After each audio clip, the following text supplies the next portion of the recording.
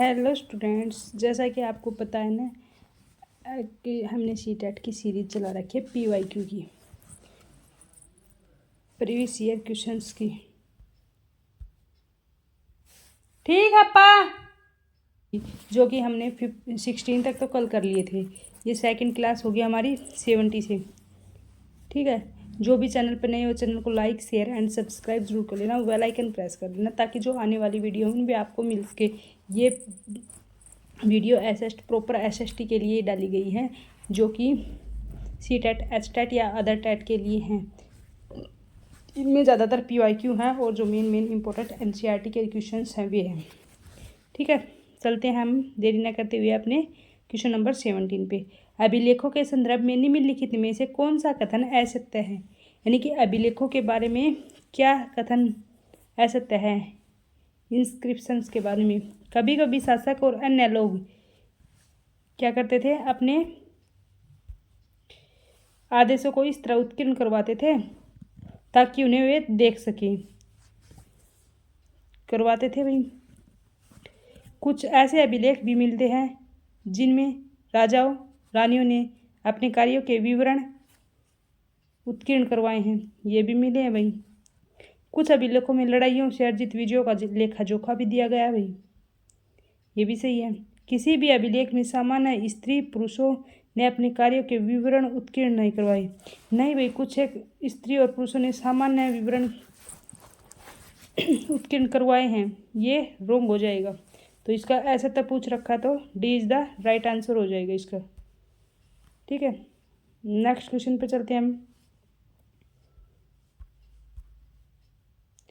पांडुलिपि। पांडुलिपियों के संदर्भ में निम्नलिखित में से कौन सा कथन असत्य है? इनकरेक्ट पूछ रखे भाई। मैन्युस्क्रिप्ट्स के बारे में, प्राचीन समय में जो पुस्तकों को हाथ से लिखा जाता था, जिस कारण उसे क्या कहा जाता है? मैन्युस्क्रिप्ट कहा जाता था, हाथ से लिखी हैंड रिटन होने के कारण। ठीक है, पांडुलिपियाँ मंदिरों में और विहारों में मिलती थी। ओके, पांडुलिपियाँ ताड़पत्रों तथा हिमालय क्षेत्र में उगने वाले जो भुर्ज नाम के पेड़ की छाल से भोजपत्र लिखी जाती थी, ये भी सही है, भोजपत्र के ऊपर लिखी जाती थी। ओके, पांडुलिपियाँ हिंदी भाषा में लिखी जाती थी। नहीं भाई, हिंदी भाषा में नहीं लिखी जाती थी, ज़्यादातर जो पांडुलिपियाँ हैं वे संस्कृत भाषा में लिखी गई हैं। तो इसका आंसर असत्य का क्या हो जाएगा? D is the right answer हो जाएगा इसका। ठीक है, कौन सी भाषा में लिखी गई थी? ज़्यादातर संस्कृत में लिखी गई थी। नेक्स्ट क्वेश्चन पे चलते हैं। सोमवेद ग्रंथ को खालिस्तान का जनक यानी कि मूल कहा जाता है। कौन सोमवेद ग्रंथ को किसका जनक फादर कहा जाता है भाई? किसका कहा जाता है? इंडियन म्यूजिक का सोमवेद, सारे गा मा पा धा नी, ये तो पता होगा भाई आपको। क्या जाएगा? भारतीय संगीत का। ठीक है, नेक्स्ट क्वेश्चन पे चलते हैं भाई। नेक्स्ट क्वेश्चन है, जिस रहस्य विद्या का ज्ञान गुरु के समीप बैठकर प्राप्त किया जाता है वो कौन सा ज्ञान, कौन उसे क्या कहते हैं भाई? कौन सा ज्ञान होता है वो जो किसके पास है? नियर सिटिंग, किसके पास बैठ कर किया जाता है? Sitting near Guru is called, उसे क्या बोलते हैं? उपनिषद। क्या बोलेंगे? उपनिषद। गुरु के समीप बैठकर जो शिक्षा ग्रहण करी जाती है उसे क्या कहते हैं? उपनिषद। नेक्स्ट क्वेश्चन पे चलते हैं 21 पे। बौद्ध ग्रंथ में 6ठी शताब्दी ईस्वी पूर्व के जो 16 महाजनपदों का जो उल्लेख है वो किस में मिलता है भाई? सूत पिटक, अंगुत्तर निकाय, अभिधम पिटक, विनय पिटक। ये तो तीनों पिटक हो गए भाई। सूत पिटक, अभिधम पिटक, विनय पिटक, ये क्या है? ये त्रिपिटक हो गई। ठीक है, और जो आपका ये अंगुत्तर निकाय है इसमें क्या है? 16 महाजनपदों का उल्लेख मिलता है अंगुत्तर निकाय में। तो B is the right answer हो जाएगा इसका। नेक्स्ट क्वेश्चन पे चलते हैं हम। जैन ग्रंथों की रचना मुख्यतः खालिस्तान भाषा में हुई थी। कौन सी भाषा में हुई थी भाई जैन ग्रंथों की, जिनसे हमें 6ठी शताब्दी ईसा पूर्व की जानकारी मिलती है? कौन सी भाषा से मिलती है हमें 6ठी शताब्दी ईसा पूर्व की जानकारी? किसे? प्राकृत भाषा से। कौन सी से मिलती है? प्राकृत भाषा से। B is the right answer. आदिवासी लोग वाचिक परंपराओं का प्रयोग करके अपनी जो संस्कृति है और रीति रिवाजों को सजोते थे। वह निम्न में से किस प्रकार के साहित्य के अंतर्गत आते हैं? यानी कि जो प्रारंभिक जो आदिवासी थे वे अपनी यानी कि रीति रिवाज के आधार पर काम करते थे। यानी कि एक पीढ़ी जो काम जिस रीति के आधार पर चल रही थी वो सेकंड पीढ़ी उसे ही फॉलो करती थी, फिर वो छोड़ के चली जाती है तो उसकी नेक्स्ट पीढ़ी उसको फॉलो करती। वो कौन से साहित्य के अंतर्गत आता था? वो क्या है? फिक्स था वो उनका, यानी कि वो फिक्स था। तो क्या आ जाएगा? फिक्शन, गल्फ साहित्य। क्या आ जाएगा? गल्फ साहित्य। ठीक है, नेक्स्ट क्वेश्चन पे चलते हैं हम। प्रसिद्ध यूनानी लेखक मेगास्थनीज द्वारा रचित पुस्तक इंडिका द्वारा हमें किस विषय की जानकारी मिलती है? कौन से विषय की जानकारी मिलती है इंडिका से हमें? इंडिका किसकी है? हिस्ट्री की बुक थी, उसमें किसकी जानकारी मिलेगी भाई हमें? मौर्य युगीन समाज और संस्कृति से संबंधित जानकारी मिलती है। किससे मिलती है? मौर्य युगीन समाज और संस्कृति से संबंधित जानकारी मिलती है। अधिकतर इतिहासकार किन कारणों के आधार पर अतीत के विभिन्न कालखंडों की विशेषताओं का क्या करते हैं? तय करते हैं। जो अधिकतर इतिहासकार हैं वो किन कारणों से जो अतीत बीते हुए की विशेषताओं का अध्ययन करते हैं? कौन कौन से कारणों के कारण वे पता लगाते हैं बीते हुए अध्ययन की? आर्थिक और धार्मिक। अधिकतर ज़्यादातर धार्मिक के ऊपर तो ज़्यादा गौर नहीं किया गया भाई, इसमें आर्थिक और सामाजिक, यानी कि आर्थिक और सामाजिक, इकोनॉमिक और सोशल कंडीशन के आधार पर वो पता लगाते थे। ठीक है, नेक्स्ट क्वेश्चन पे चलते हैं। नेक्स्ट है 26 क्वेश्चन नंबर। आजकल कई पुस्तकों लेखों में BC की जगह BCE लिखा जाता है, इसका क्या मतलब है? मतलब इसका अर्थ क्या है? बिफोर कॉमन एरा, है ना? ए इज द राइट आंसर ही हो जाएगा बेटा। ये लास्ट वीडियो में भी आया था ये क्वेश्चन। ठीक है बेटा, नेक्स्ट चलते हैं।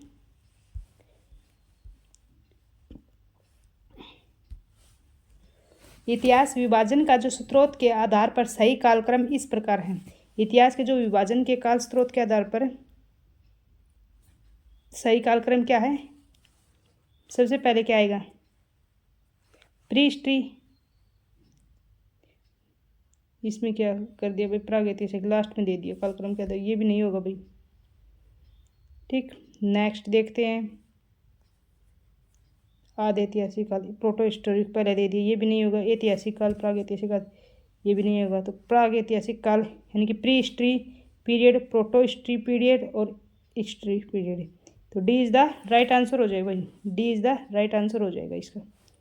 ठीक है, देखो pre history period, proto history period और हिस्ट्रिक पीरियड। नेक्स्ट क्वेश्चन पे चलते हैं हम। भारत में सर्वप्रथम सोने के सिक्के किसने जारी किए थे? किसने जारी किए थे भाई सोने के सिक्के? गुप्त शासकों ने, सातवाहनों ने, राजपूतों ने, कुषाणों ने? किसने किए थे? कुषाणों ने। ठीक है, नेक्स्ट क्वेश्चन पे चलते हैं भाई। आधार पर इतिहास का जो विभाजन प्राचीन काल, मध्यकाल, आधुनिक काल किया गया था, जिसके तहत जो प्राचीन काल का संबंध किनसे है? प्राचीन काल का संबंध किनसे है भाई? किनसे होगा? पाषाण काल से औरंगजेब तक नहीं भाई। पाषाण काल से तो था पर औरंगजेब तक तो नहीं था भाई। राजपूत काल से मुगल काल तक नहीं, औरंगजेब से आ जाते, ये तो हो ही नहीं सकता भाई। पाषाण काल से हर्षवर्धन काल तक। क्या आ जाएगा? D is the right answer. पाषाण काल से हर्षवर्धन के काल तक था। ठीक है, नेक्स्ट क्वेश्चन पे आते हैं भाई। इतिहास का जो अध्ययन कई दृष्टियों से महत्वपूर्ण है। इससे हम जान पाते हैं कि मानव समुदाय ने हमारे देश में प्राचीन संस्कृतियों का विकास कब और कहाँ और कैसे किया है। अच्छा, किस प्रकार जंगलों की सफाई की जाती है? नहीं भाई, ये तो इतिहास की जान नहीं कर सकते। इतिहास चूहे को किस प्रकार से कागज खा सकते हैं? ये भी नहीं होगा। नगरों का विकास नहीं। ए इज द राइट आंसर हो जाएगा। मानव समुदाय ने हमारे देश में जो प्राचीन संस्कृतियों का विकास कब, कहाँ और कैसे किया है, इसका अध्ययन करते हैं हम इतिहास में। नेक्स्ट क्वेश्चन पे चलते हैं भाई। अशोक के अभिलेखों की खोज सर्वप्रथम किसने की थी? किसने की थी भाई? जेम्स प्रिंसेप ने तो पढ़ा था भाई। ठीक है, इसने तो पढ़ा था। ठीक, विलियम्स जोन्स ने, पादरी पेंथेलर ने की थी। किसने की थी? पीटर पेंथेलर ने। किसने की? पीटर पेंथेलर ने की थी। और पढ़ा किसने था? जेम्स प्रिंसेप ने। ठीक, तो इसका आंसर राइट आंसर हो जाएगा C is the right answer. Next question पे चलते हैं हम। स्टेप 2500 वर्ष पूर्व जो सिंधु नदी के पूर्व की भूमि को ईरानियों और यूनानियों ने क्या नाम दिया था? ईरानियों और यूनानियों ने 25,000 ईयर पहले क्या नाम दिया था भाई? क्या दिया था? इंडिया। क्या दिया था? इंडिया। यूनानियों और उन्हें इंडस कहा था ना, इंडिया। नेक्स्ट क्वेश्चन पे चलते हैं भाई।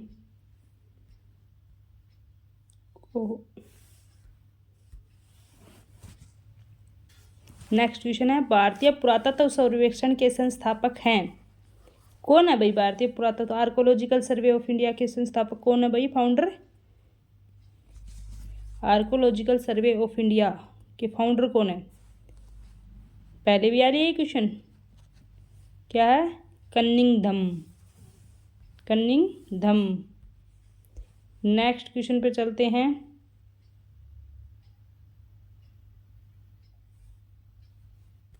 ये बताना भाई,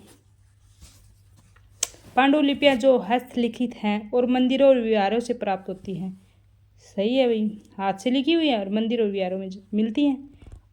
आमतौर पर जो पांडुलिपियां ताड़ के पत्तों तथा हिमालय में पाए जाने वाले जो भुर्ज के पेड़ की छाल से तैयार जो भोज पत्तों पर लिखी जाती है। क्या दोनों ही राइट है?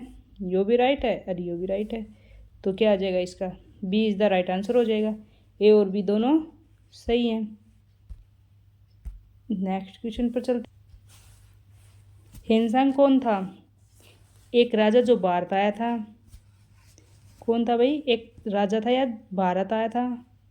या फिर चंद्रगुप्त मौर्य के दरबार में एक कवि आया था? एक चीनी लेखक जिसने बौद्ध धर्म पर शिक्षा प्राप्त की थी? या उपरोक्त सभी? क्या आएगा?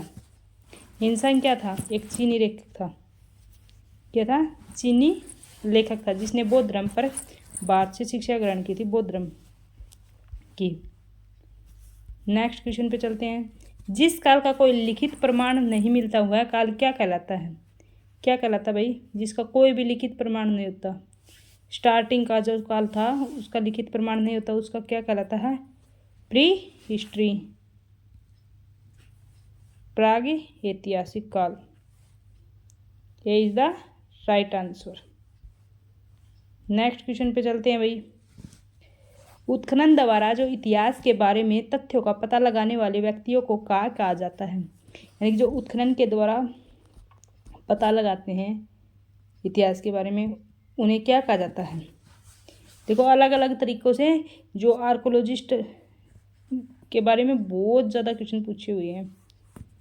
ठीक है, क्वेश्चन का सेंस बदल देते हैं बट आंसर वही आता है। क्या कहा जाता है भाई उसे? पुरातत्वविद, आर्कोलॉजिस्ट। ठीक है, नेक्स्ट क्वेश्चन पे चलते हैं। नेक्स्ट क्वेश्चन है, जैन शास्त्रों के संदर्भ में निम्नलिखित में से कौन सा कथन असत्य है? जैन शास्त्रों के संबंध में कौन सा कथन क्या है? असत्य है। ठीक है, भगवान महावीर द्वारा दिए गए जो मूल सिद्धांत पूर्व भगवती सूत्र नामक 14 ग्रंथों में है, ये तो सही है भाई। जैन ने 16 महाजनपदों का उल्लेख है, ये भी सही है। जैन ग्रंथों को 6वीं ईस्वी में वल्लभी गुजरात में संकलित किया गया। 6वीं ईस्वी वल्लभी गुजरात में क्या है? संकलित किया गया, ये भी सही है। जैन ग्रंथ भारतीय इतिहास के मध्यकाल पर प्रकाश डालते नहीं भाई, मध्यकाल पर प्रकाश नहीं डालते, तो ये क्या हो जाएगा? ये असत्य हो जाएगा। D is the right answer हो जाएगा इसका। नेक्स्ट क्वेश्चन पे चलते हैं भाई। आप इतिहास कैसे जाना जाता है? पाठ में साहित्यिक स्रोत पढ़ा रहे हैं। ओके, सामाजिक विज्ञान के शिक्षक होने के नाते इस पर विचार विमर्श करते समय आपका जो शैक्षिक विचार क्या होगा? जो शिक्षा का विचार हो वो क्या होगा? पेडालॉजिकल से संबंधित क्वेश्चंस है भाई ये। ठीक है, विभिन्न समाजों में ऐतिहासिक विकास की तुलना करना कंपैरिजन के लिए बोल दिया भाई इसने तो। विद्यार्थियों को अतीत पर कल्पना करने के लिए अवसर प्रदान करना, भाई वे कैसे कल्पना करेंगे अगर उसको पता ही नहीं होगा तो अतीत के बारे में, ये भी नहीं होगा। विद्यार्थियों को इतिहास से परिचित कराना, अगर परिचित ही करा देंगे तो उस वे विचार विमर्श कैसे करेंगे। विद्यार्थियों को रोचक और तथ्यों के प्रति जागरूक करना, यानी कि विद्यार्थियों को रोचक तथ्यों के प्रति जागरूक करना, D is the right answer. ठीक है, अवेयर करना उन्हें, इंटरेस्टिंग फैक्ट डालना उनके अंदर। ठीक है, नेक्स्ट क्वेश्चन पे चलते हैं। एक शिक्षक अपनी पाठ्य योजना में छात्र पुरातत्व संबंधी साक्ष्यों का महत्व बता सकेंगे। देखिए, एक शिक्षक है अपने पाठ्य योजना में जो छात्र से संबंधित पुरातत्व संबंधी जो साक्ष्य हैं उसके महत्व बता सकेंगे। अनुदेशात्मक उद्देश्य लिखता या लिखती है, यह उद्देश्य किसके अंतर्गत आता है। अनुदेशात्मक उद्देश्य किसके अंतर्गत आता है। अवबोध, क्या कॉम्प्रिहेंशन, अवबोध मतलब कॉम्प्रिहेंशन। ठीक है गाइज, आज हमारे क्वेश्चन 40 तक ही करेंगे हम।